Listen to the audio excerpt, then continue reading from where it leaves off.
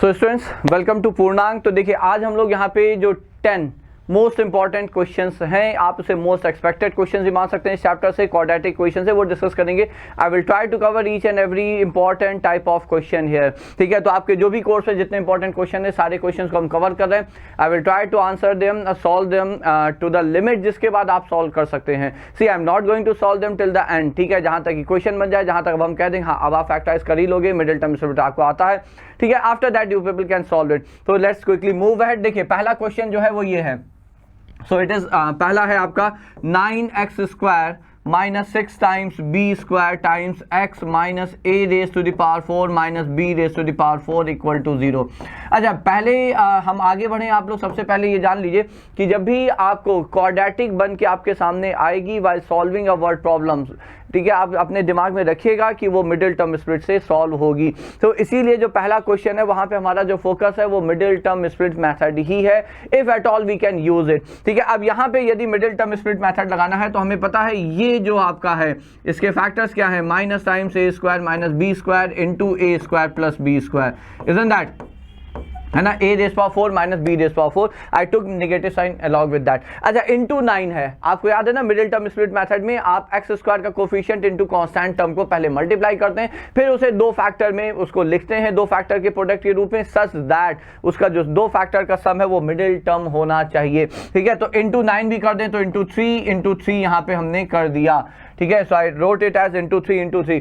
अब आप ये बताइए कि क्या ये दो फैक्टर हम यहाँ पे ऐसे ढूंढ सकते हैं जिनका sum minus 6 times B square हो जाए। So I think we can do it. तो यहाँ पे जो हमें दिख रहा है वो ये है कि यदि एक फैक्टर हम ले लें यहाँ पे 3 टाइम्स ए स्क्वायर माइनस बी स्क्वायर, ठीक है, और एक फैक्टर यहाँ पे हमने ले लिया यहाँ पे 3 टाइम्स ए स्क्वायर प्लस बी स्क्वायर, ठीक है। Now if I subtract this from this, ठीक है, इसमें से यदि हम ये सब्ट्रैक्ट कर दें तो आपको मिडिल टर्म देखिए 3a square minus c square cancel हो जाएगा, minus 3b square minus 3b square will be minus 6b square, ठीक है। So if I subtract second one from the first one you will get minus 6b square. So if I move ahead then so what do you get it. तो अब आप यहाँ पे लिख सकते हैं this is 9 times x square minus times, ठीक है, फिर से माइनस 6b स्क्वायर चाहिए, so plus 3 times A square minus B square times x minus 3 times A square minus B square times x minus a raise power 4 minus b raise power 4 equal to 0, ठीक है। Now we are at the point जहां पे अब आप बहुत ही आराम से factorise करके सॉल्व कर सकते हैं। यहाँ पे आपको दिख रहा है 3x कॉमन है तो ये आ जाएगा 3x plus a square minus B square, है ना बच्चों। और यहां से क्या कॉमन है, यहाँ पे माइनस टाइम्स ए square minus B square common है, ठीक है, 3 नहीं कॉमन है, माइनस टाइम्स, तो ये हो जाएगा आपका 3x and then this is minus हमने कॉमन ले लिया plus a square and just a minute, यहाँ पे ये प्लस है ना बच्चों, ये प्लस है, आई एम सॉरी, तो प्लस यहाँ पे कॉमन आ जाएगा तो ये यहाँ पे minus a square b square आ जाएगा equal to 0। So now you have two factors here, एक फैक्टर है आपका 3x minus a square plus b square and then we have another factor 3x plus a square minus b square बच्चों। So this is how you can apply middle term split in such type of questions, ठीक है। अब आप solve कर सकते हैं, एक बार ये फैक्टर 0 एक बार ये फैक्टर 0, आपके रूट्स आ जाएंगे a square plus b square by 3 और ये आ जाएगा minus times a square minus B square by 3। So that's the first question है। मिडिल टर्म स्प्लिट मैथड बहुत ही इंपॉर्टेंट है फ्रॉम योर बोर्ड परस्पेक्टिव, बहुत इंपॉर्टेंट है। Now moving to the next one, तो अगला है x square plus 2x minus 1 here. So the next one is x square plus 2x minus 1. अच्छा यहाँ पे आप मिडिल टर्म स्प्लिट नहीं लगा पाएंगे, क्यों? क्योंकि a into c is minus 1, a into c is minus 1। अब माइनस 1 के आप कैसे दो इंटीग्रल फैक्टर्स कर लेंगे जिसका सम 2 आ जाए, so we can't do it. देखिए मिडिल टर्म स्प्लिट आप तब तक लगा सकते हैं जब तक इंटीग्रल फैक्टर्स में आप a into c को ब्रेक कर सको। यहाँ पे नॉट अ पॉसिबिलिटी, तो यहाँ पे हम सीधा 4 फॉर्मूले का प्रयोग करेंगे जो कि होता है minus b plus minus under root of b square minus 4ac over 2a, ठीक है। So now you have to just put the values here, आपको सिर्फ यहाँ पे वैल्यूज रखनी है। a कितना है, एक्स स्क्वायर का कोफिशिएंट 1, b कितना है, x का कोफिशिएंट 2 और कांस्टेंट टर्म c है यहाँ पे माइनस 1, आप वैल्यू रखिए, आंसर स्वतः ही आपके सामने आ जाएगा। Moving to the third one, ठीक है, तो द थर्ड क्वेश्चन देख लेते हैं। थर्ड क्वेश्चन आपका है यहाँ पे जस्ट अ मिनट,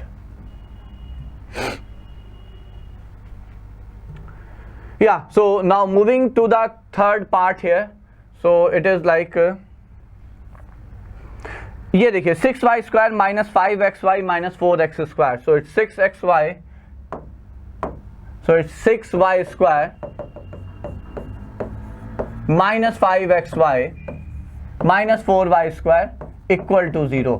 अच्छा, इस क्वेश्चन का भी पर्पस है बच्चों, इस क्वेश्चन का पर्पस है कि यहाँ पे आपको दो अननोन दिख रहे हैं x और y, ठीक है, तो आपको दो अननोन दिख रहे हैं। अब 6x square, I am sorry, in the first term it is x, it should be x square I think, अब वो इंटरचेंज हो भी जाएगा तो won't make a lot of difference. अच्छा, यहाँ पे y इधर आ जाए, x उधर हो जाए तो डेफिनेटली आंसर में फर्क है, मेथड में फर्क नहीं है, ठीक है। अब यदि हम इसे x के, देखिए समझिएगा, हम इसे x में क्वाड्रेटिक की तरह से देख रहे हैं, तो a है हमारा 6, b है हमारा minus 5y and that's your choice. आप चाहें तो यहाँ पे इसे क्वाड्रेटिक इन y भी देख सकते हैं, दैट्स योर चॉइस। आप इसे y में क्वाड्रेटिक देखिए, x को कांस्टेंट ट्रीट करिए, आप x में क्वाड्रेटिक देखिए, y को कांस्टेंट ट्रीट करिए, ठीक है। अब a इंटू सी आप देख पा रहे हैं, a इंटू सी है कितना, minus 24y square. Minus 24y square को आप किस तरह से लिख सकते हैं, minus 24y square can be written as factorize, can be factorize at minus 8y into 3y, ठीक है। अब ये क्यों, देखिए क्योंकि इनका सम आपका माइनस 5y है, so now you know it, है ना। अब आप कर लोगे आगे, now definitely you will be able to solve it. तो ये हो जाएगा plus 3xy minus 4y square equal to 0 and then you can solve it, ठीक है। अब आप इसे फैक्टराइज कर सकते हैं। सो दैट्स इट, तो that was yet another question, important question for middle term split method here. Last question ये है, ठीक है। अब यहाँ इसको यहीं पे हम आपको थोड़ा सा एक्सप्लेन कर देते हैं। Now I think you people can do it बच्चों।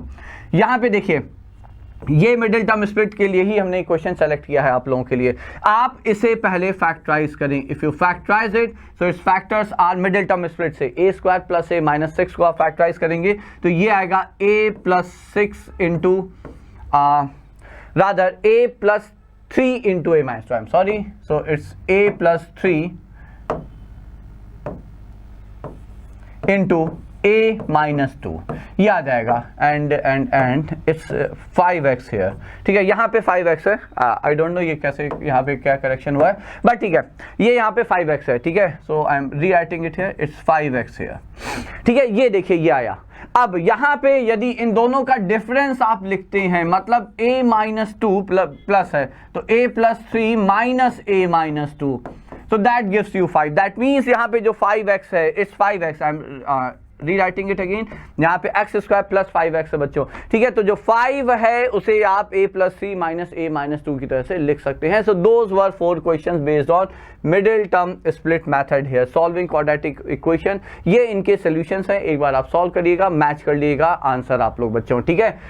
Now this is second type of question जो क्वाड्रेटिक में आपके सामने आ सकते हैं, जहाँ पे पहले आपको एलसीएम लेना होता है। पहला एक सॉल्व कर लेते हैं, third one is quite important, ठीक है। ऐसा क्वेश्चन आपके बोर्ड एग्जाम में पूछे जा चुके हैं बच्चों, इस तरह के क्वेश्चन, तो we will discuss it at the last here. तो पहला जो क्वेश्चन है, ऑफ कोर्स देखिए ये आपको पता है यहाँ करना क्या है, you don't have a choice here बच्चों। यहाँ पे आपको सबसे पहले एलसीएम ही लेना होगा, ठीक है। So if you take LCM here तो ये आ जाएगा 2 3 जा 6 minus times x plus 1 over 2 times x plus 1 is equal to 2 upon 3x minus 1, ये आ जाएगा यहाँ पे, ठीक है। क्रॉस मल्टीप्लाई करेंगे तो ये हो जाएगा 6 times 3x minus 1 minus x plus 1 into 3x minus 1, ठीक है, एंड दैट्स इट। एंड ये जब क्रॉस मल्टीप्लाई हुआ is equal to 4 times x plus 1, ये आ जाएगा, ठीक है। अब आप इसे सॉल्व करेंगे तो इस सिंपल क्वाड्रेटिक इक्वेशन का फॉर्म है।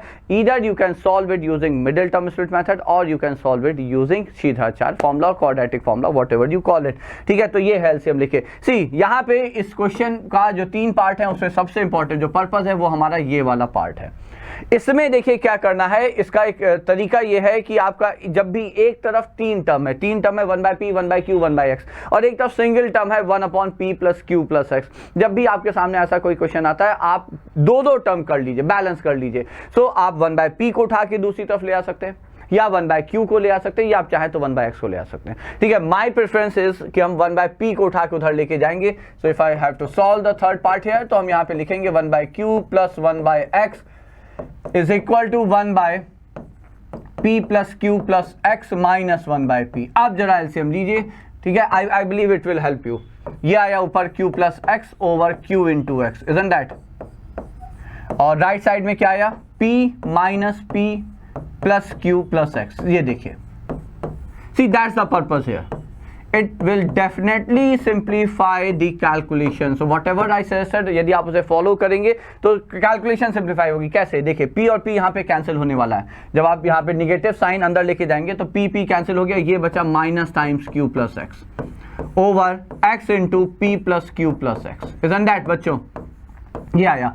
अब यहाँ पे आप देखें कि q प्लस एक्स न्यूमरेटर और ये आपके कैंसिल हो गए, ठीक है। But while cancelling it you will say, ठीक है, वेयर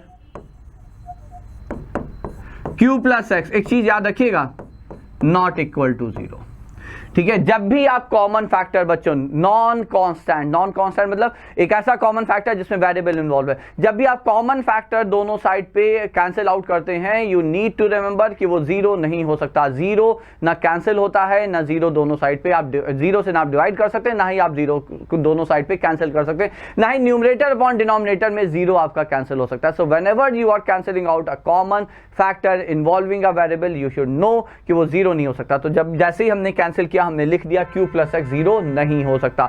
तो इसका मतलब है कि यदि q प्लस एक्स 0 है तब क्या, तो वो हम लोग बाद में देखेंगे। तो पहले अब इसे सॉल्व करते हैं। सो q प्लस एक्स हमने एज्यूम कर लिया 0 नहीं हो सकता, तो what are you left with, ये बचा 1 upon q x is equal to minus 1 upon x into, और ये देखिए x plus p plus q।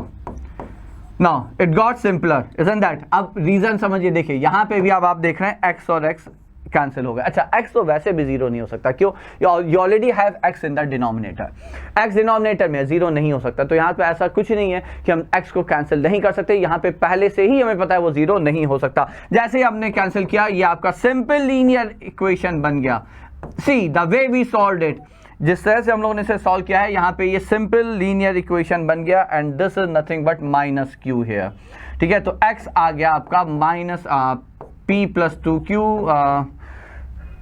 आई थिंक कुछ तो क्या, कुछ एक minute, just let me check it quickly, कोई गड़बड़ तो नहीं हुई है? आई डोंट थिंक सो, ठीक है। Seems to be correct, everything seems to be correct. देखिए आंसर उतना हमारे लिए अभी इंपॉर्टेंट नहीं है जितना मेथड है। ये एक टर्म आ गया आपका x is equal to minus times p plus 2q, और एक वैल्यू। अब आप यहाँ पे वापस जाके चेक करेंगे, या यही वो इक्वेशन यहीं पे चेक कर लेते हैं कि क्या x is equal to minus q, x is equal to minus q से क्या सेटिस्फाई कर रहा है? मतलब जब ये फैक्टर जो हमने कैंसिल आउट किया था 0 हो जाए, कहीं वो फैक्टर कॉमन फैक्टर जो कैंसिल किया वो रूट उसका जो है कहीं वो एक सोल्यूशन तो नहीं है, ये आपको चेक करना बनता है। तो जब x को आपने q रखा ये 0 हो जाएगा, यहाँ पे x को माइनस q रखा तो ये भी 0 हो जाएगा। तो ये भी एक सोल्यूशन है बच्चों, x is equal to minus q is a solution, ठीक है। यहाँ पे कहीं ना कहीं आप एक बार चेक करिएगा, आई थिंक कोई ना कोई कैलकुलेशन एरर हुई है, क्योंकि जिस तरह से सिमेट्री दिख रही है क्वेश्चन में x is equal to minus p आना चाहिए था, ठीक है। That's what I expect here. तो ये माइनस साइन का कुछ तो गड़बड़ यहाँ पे दिख रहा है, ठीक है। आप वो एक बार चेक कर लीजिएगा बच्चों, if I have committed any mistake anywhere, ठीक है। So that you can do, just a minute, oh यहाँ p था, ओके माय मिस्टेक, यहाँ पे p था बच्चों, ओके ठीक है, ये गलती हुई है, ये p है तो x नहीं कैंसिल हो रहा है। जब p है तो अब आप सॉल्व करेंगे, ये आंसर माइनस p ही आएगा, ये आंसर माइनस p आएगा। तो दो रूट आएंगे, minus p and minus q, वो आप कर लोगे, ठीक है। गलती आप समझ गए, यहाँ पे x नहीं था, we had p here in the denominator, ठीक है। यहाँ पे ये गलती हुई हमारी, ठीक है। So from here actually I took it, ठीक है, यहाँ पे ये p है। चलिए, so moving back then, just a minute,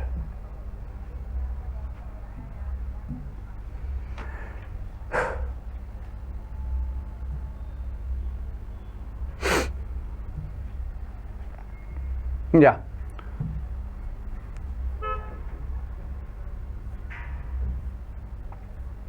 चलिए इसके भी सोल्यूशन है यहाँ पे, ठीक है। ये देखिए माइनस पी माइनस क्यू, यहाँ पे भी थोड़े मिसप्रिंट है but minus p minus q है। चलिए now coming to the important word problem है। जो वर्ड प्रॉब्लम जितने तरह के फ्रेम हो सकते हैं जो इंपॉर्टेंट हमें लगते हैं वो हम सारे डिस्कस कर रहे हैं जल्दी जल्दी। A train travel 63 kilometre at a certain speed and then travel 72 kilometre at a speed 66 kilometre per hour more than its previous speed, ठीक है। तो फाइंड द ओरिजिनल स्पीड, देखिए जो आपको चाहिए, नॉर्मली हम जानते हैं बचपन से मैथ्स में, फाइंड द ओरिजिनल स्पीड, तो मान लेंगे लेट द ओरिजिनल स्पीड भी x किलोमीटर पर आवर, ये तो हमें पता ही है, ठीक है। ये क्वेश्चन जो है वो टाइम डिस्टेंस पे है ना, टाइम डिस्टेंस स्पीड पे है। अब 63 किलोमीटर आपकी x स्पीड से चला, 72 kilometre x plus 6 kilometre per hour की स्पीड से चला, ठीक है। If it takes 3 hour to cover the total distance of 135 kilometre, ठीक है, समझिएगा। नाउ टाइम टेकन, बताइएगा टाइम क्या होता है? टाइम होता है डिस्टेंस अपॉन स्पीड। तो जब 63 किलोमीटर चला तो उसकी स्पीड थी अब x किलोमीटर पर आवर, ठीक है। और जब 72 किलोमीटर चला तो उसकी स्पीड हो गई 6 kilometre per hour more than the previous speed, तो वो हो जाएगा आपका, so it's 72 upon x plus 6, ठीक है। और ये है आपका टाइम, और टाइम आपको दिया हुआ है 3 hours and that's it. So that's the equation here. अब आप यहां से एलसीएम लेंगे, सॉल्व करेंगे, आंसर आ जाएगा। क्वाड्रेटिक बनने वाली है, 63 इधर आएगा, ठीक है, x उधर जाएगा, तो यदि इसे हमें सॉल्व करना। अच्छा, एक चीज और ध्यान से देखिएगा बच्चों, ये आया plus 72 times x is equal to 3x times x plus 6। एक चीज देखिए, 3 कॉमन फैक्टर है, कैंसिल करिए, थोड़ा सा कैलकुलेशन आपकी बच जाएगी। 321 है, यहाँ पे 324 है, ठीक है। So what do we finally get here? तो यहाँ से आया 21 times x plus 6 plus 24 times x is equal to x into x plus 6। अब आप इसे क्वाड्रेटिक बनाइए, and as I said try this, आप लोग जब ट्राई करिएगा, ये आपका मिडिल टर्म स्टूडेंट से डेफिनेटली सॉल्व हो रहा होगा, ठीक है। So that's the quadratic we get here. Now moving to the next one. अगला है 2 taps running together can fill a tank. देखिए ये बहुत है, क्योंकि ये इस तरह का जो क्वेश्चन है ये बहुत ही कॉमन टाइप ऑफ क्वेश्चन है, बहुत इंपॉर्टेंट है बच्चों, ठीक है। 2 टैप एक साथ टैंक भर रहे हैं and the total time they take is 3 whole 1/13 hours. This should be hours, so there are really lot of typing errors. If one tap takes 3 hours more than the other one, ठीक है, to fill the tank, then how much time will each tap takes to fill the tank? ठीक है, एक tap है उससे 3 घंटे ज्यादा लेता है अगला tap, so let the smaller tap take, let one tap take how much x hour to fill the tank, ठीक है। तो दूसरा है वो 3 घंटे ज्यादा ले रहा है, so other tap will take x plus 3 hours, isn't that? ये आ गया आपका, ये इनिशियल स्टेटमेंट है, ठीक है। अब देखिए x घंटे में पूरा टैंक भरता है, तो 1 घंटे में कितना टैंक भरेगा? इस तरह के क्वेश्चन को जब भी आपको अप्रोच करना है, you have to solve it on the unit basis. मतलब जैसे आपने क्वेश्चन देखा होगा, man women working in for इतने many days can complete the work, ठीक है। उसी में हम लोग क्या करते हैं कि यदि एक व्यक्ति कोई भी काम 10 दिन में कंप्लीट करता है तो 1 दिन में कितना काम करेगा? तो 1/10, ठीक है। इसी प्रकार से यदि एक टैप आपके टैंक को x आवर में भरता है तो 1 घंटे में कितना पानी भरेगा टैंक में? 1/x, ठीक है। और जब 2 टैप आपके एक साथ चलेंगे, ठीक है, तो कितना भरेगा? तो देखिए जब 2 व्यक्ति एक साथ काम करते हैं तो दोनों व्यक्ति का 1 दिन का काम ऐड होता है। समझिएगा, जब भी आपको वर्क ऐड करना है तो वो पर यूनिट पे ऐड होगा, वो डायरेक्ट ऐड नहीं हो सकता। यहां पे टैंक भरी जा रही है, काम है टैंक को भरना, तो 2 टैप यदि उनके काम को ऐड करना होगा तो आप कैसे ऐड करोगे? आप देखोगे 1 घंटे में जितना वो काम कर रहे हैं वो दोनों का ऐड होगा, ठीक है। सो टैंक फिल इन 1 आवर, कितनी टैंक भरी 1 घंटे में? बाय बोथ द टैप्स, दोनों टैप मिलके कितना टैंक भरेंगे 1 घंटे में? तो 1/x पहला भरेगा 1 घंटे में, क्योंकि x घंटे में पूरा टैंक है, तो 1 घंटे में 1/x, और दूसरा भरेगा 1/x प्लस 3। इतना आपका टैंक भर जाएगा 1 घंटे में। अब आप देखिए पूरा टैंक दोनों टैप मिलके भर रहे हैं 13, मतलब 13 3 39 प्लस 1 40/13 आवर्स, 40/13 घंटे में दोनों टैप मिलके पूरी टैंक भर रहे हैं। तो 1 घंटे में कितनी टैंक भरेंगे? फिर से समझिए, यदि 5 घंटे में पूरी टैंक भरती है तो 1 घंटे में कितनी टैंक भरेगी? 1/5, ठीक है। तो मतलब उसका रेसिप्रोकल, तो इतने घंटे में यदि टोटल टैंक भर रही है तो 1 घंटे में कितनी टैंक भरेगी? तो ये हो जाएगा 13/40, और ये बन गई आपकी इक्वेशन। आप इसे एलसीएम लेके सॉल्व करेंगे, ठीक है। दिस इज 4040, ठीक है। आपको क्वाड्रेटिक बननी है। I will repeat, it's we should be able to solve it with the help of middle term split method. So that's it. तो ये काफी इंपॉर्टेंट क्वेश्चन था। अगला क्वेश्चन है आपका motor boat up stream down stream. देखिए pair of linear equation में जो आपका अप स्ट्रीम डाउन स्ट्रीम वाला क्वेश्चन है वो डिलीटेड है, यहाँ पे आ सकता है क्योंकि दो वेरिएबल वहां इन्वॉल्व होंगे, यहाँ पे उसकी आवश्यकता हमें नहीं पड़ेगी।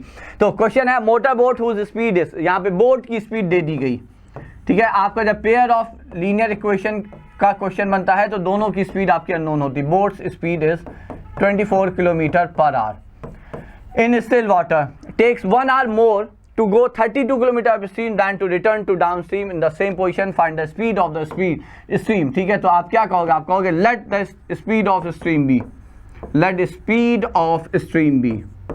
अच्छा, अप स्ट्रीम डाउन स्ट्रीम, बस इतना ही यहाँ पे इंपॉर्टेंट है, बाकी इक्वेशन तो आप लोग बना ही लोगे बच्चों।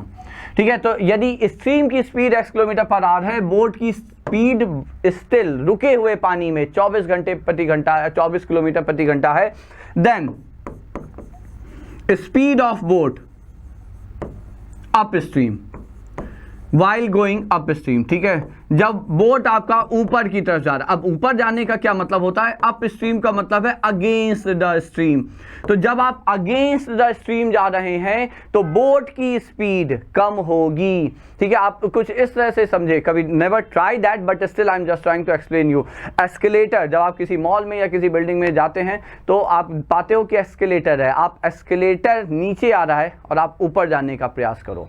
ठीक है, the same is the case here. तो आप जिस स्पीड से, मान लीजिए आप 10 किलोमीटर पर आवर की स्पीड से नॉर्मली सीढ़ी पे चढ़ सकते हो, सीढ़ी पे 10 किलोमीटर पर आवर बहुत ज्यादा स्पीड है वैसे तो, बट स्टिल 10 किलोमीटर पर प्रति घंटे की स्पीड से यदि आप नॉर्मल रुकी हुई जो सीढ़ियां उस पे आप चल सकते हो, ठीक है, तो एस्केलेटर में जो नीचे जा रहा है आप उस स्पीड से नहीं चल पाओगे। रीजन, क्योंकि एस्केलेटर आपको नीचे लेके जा रहा है। तो वहां पे जो आपकी एक्चुअली स्पीड होगी, जिस स्पीड से आप ऊपर चढ़ रहे हो, वो होगी 10 minus the speed of the escalator.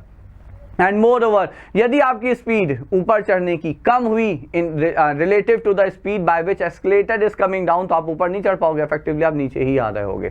The same is the case here. Boat की स्पीड वाटर की स्पीड से ज्यादा होनी चाहिए, तभी वो अगेंस्ट द स्ट्रीम चल पाएगी बोट। ठीक है, और उसकी स्पीड कितनी होगी, उसकी स्पीड होगी जो आपकी बोट की स्पीड है माइनस जो वाटर आप उसको अपोजिट डायरेक्शन में लेके जा रहा है। ये हो गया अप स्ट्रीम की स्पीड। और इसी तरह से ये दूसरी जो बात बोल रहे हैं, आई बिलीव आप लोगों ने किया होगा, जब आपका एस्केलेटर नीचे जा रहा होता है तो आप नीचे उतरना शुरू करिए, बहुत तेजी से नीचे आएंगे, या एस्केलेटर ऊपर जा रहा है और आप ऊपर चढ़ना और उस पर शुरू कर दें तो आप तेजी से ऊपर चढ़ेंगे। ठीक है, so that means with the stream, that means down stream. So speed of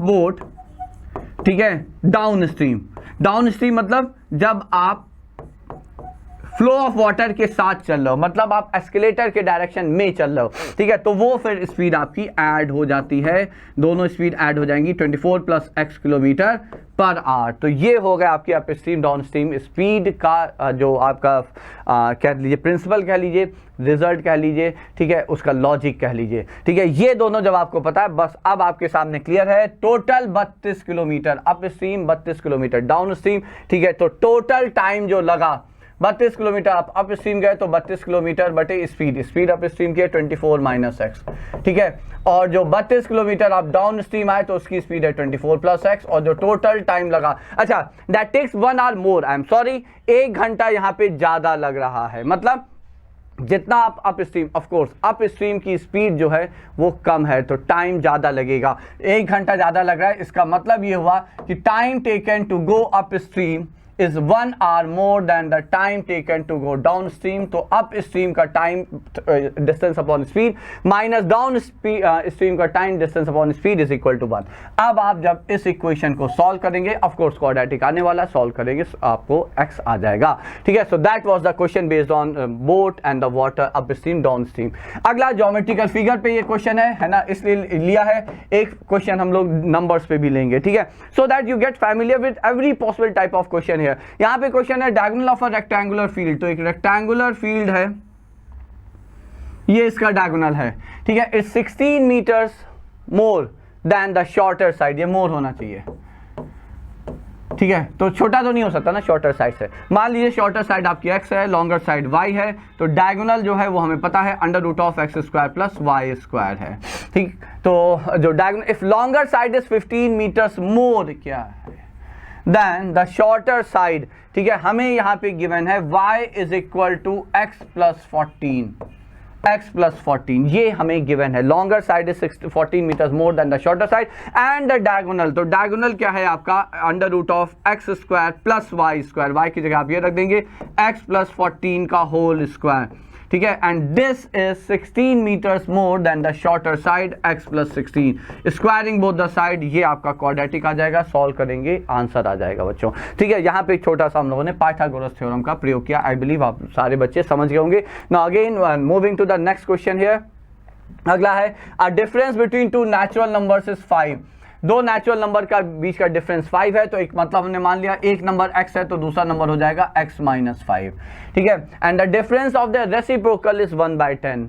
अब बताइए x नेचुरल नंबर है तो बड़ा कौन सा हुआ, x की x minus 5, of course x बड़ा है, तो जब x बड़ा है तो उसका रेसिप्रोकल छोटा होगा, ये ध्यान रखिएगा, ठीक है। जब आप रेसिप्रोकल का डिफरेंस लेंगे तो इसका रेसिप्रोकल बड़ा है, इसमें से जब आप छोटा सब्ट्रैक्ट करेंगे तो ये हो गया 1/10 and that's it, that's a simple equation here. LCM लीजिए, क्रॉस मल्टीप्लाई करिए, आप कहें तो हम कर देते हैं x माइनस 5, ठीक है, ये आ गया upon x into x minus 5 is equal to 1/10 and then you may cross multiply, ठीक है। अब ये आपको आंसर दे देगा, simple question here.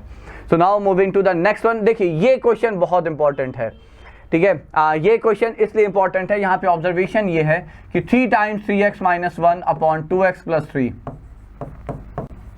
Minus 2 times 2x plus 3 upon 3x minus 1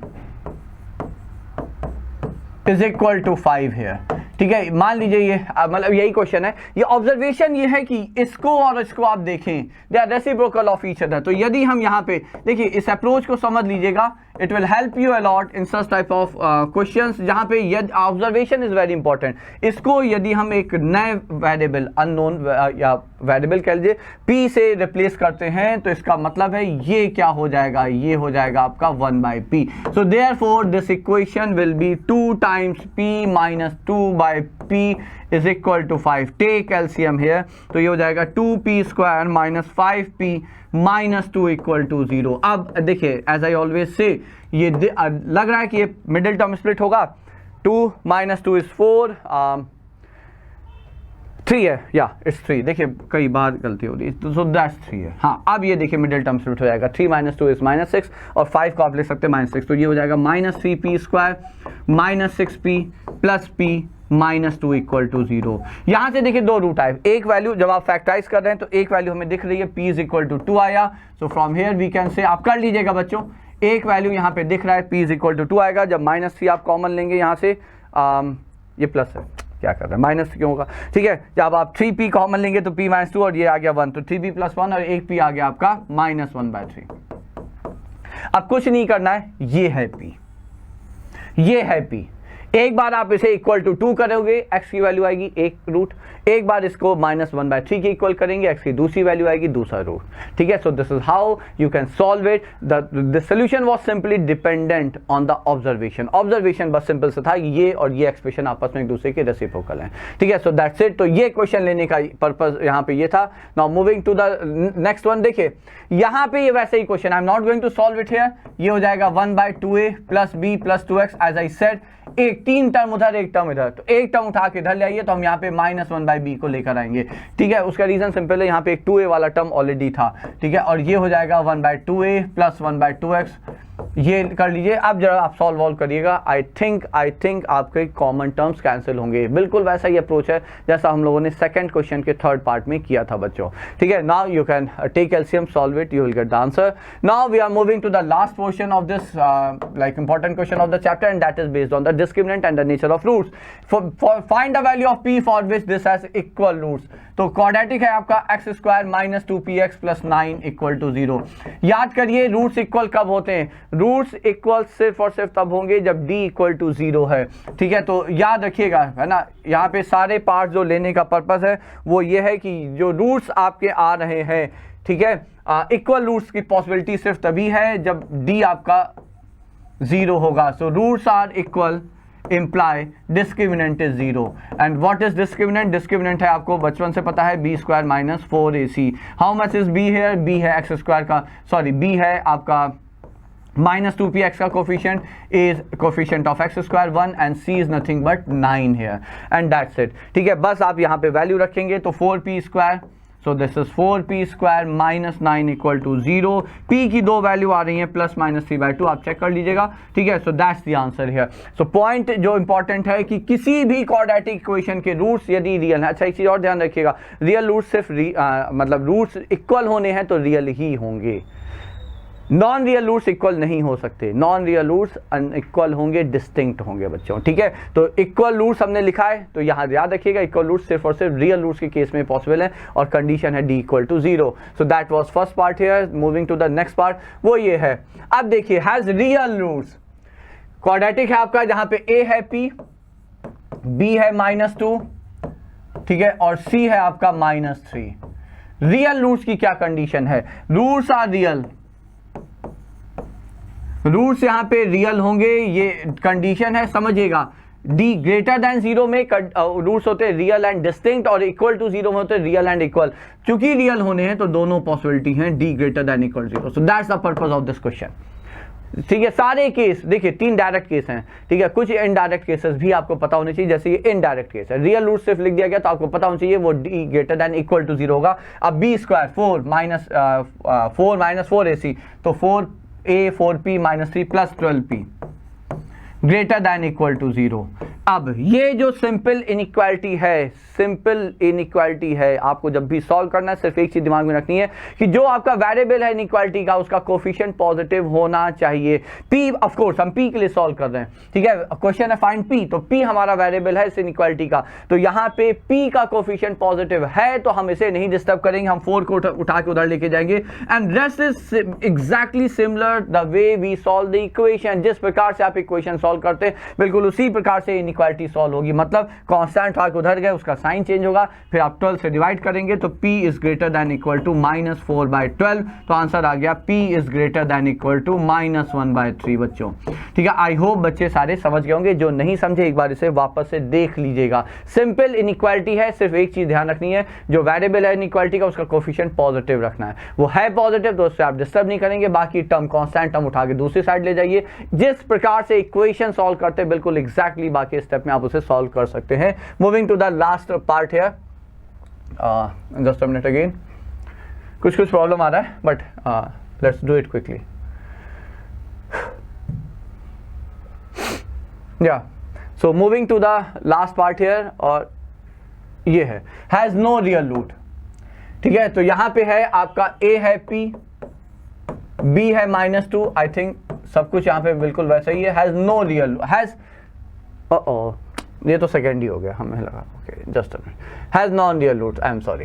ठीक है, तो a हो गया यहाँ पे 2, b हो गया 3 और c हो गया आपका p। Has non real root, non real root की कंडीशन क्या है ना, ये तो आपको पता ही है, नॉन रियल रूट का मतलब हो गया d लेस देन 0। ठीक है, तो अब आप इसे सॉल्व कर लीजिए, यहाँ पे आपका आंसर आ जाएगा। इनइक्वालिटी है b स्क्वायर -4ac, देखिए यहाँ पे क्वेश्चन लेने का पर्पज है 8p। यहाँ पे आप ध्यान से देखिए p का कोफिशिएंट, p वेरिएबल है इनइक्वालिटी का, उसका कोफिशिएंट निगेटिव है। As I said coefficient negative है तो उसे आपको पॉजिटिव बनाना होगा, तो आप यहाँ पर आप 8p को उठा के इधर लेके जाओगे so that it coefficient gate positive, तो 9 is less than 8p।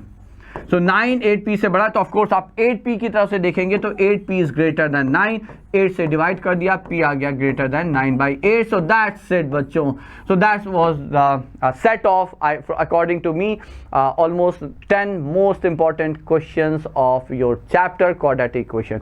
Hopefully ये देखिए, ये मानना है हमारा कि इन क्वेश्चन से बियॉन्ड यदि कोई भी अच्छा क्वेश्चन बनता है तो उसके बियॉन्ड नहीं जा सकता। सिंपल क्वेश्चन बनेगा तो वो तो आप लोग सॉल्व ही कर लोगे, ठीक है, but what we are preparing here is for the tougher side of the paper. तो वो कोई पेपर आए तो उस केस में आपका क्वेश्चन ना छूटे, दैट्स द पर्पस हियर। तो ठीक है, तो यहाँ पे यदि आपके क्वेश्चन समझ में आ गए, आपने कर लिए, आप कर सकते हैं, तो इस को चैप्टर के क्वेश्चन नहीं छूटेंगे बच्चों। ठीक है, तो चलिए will continue with this for the next chapter in the next video.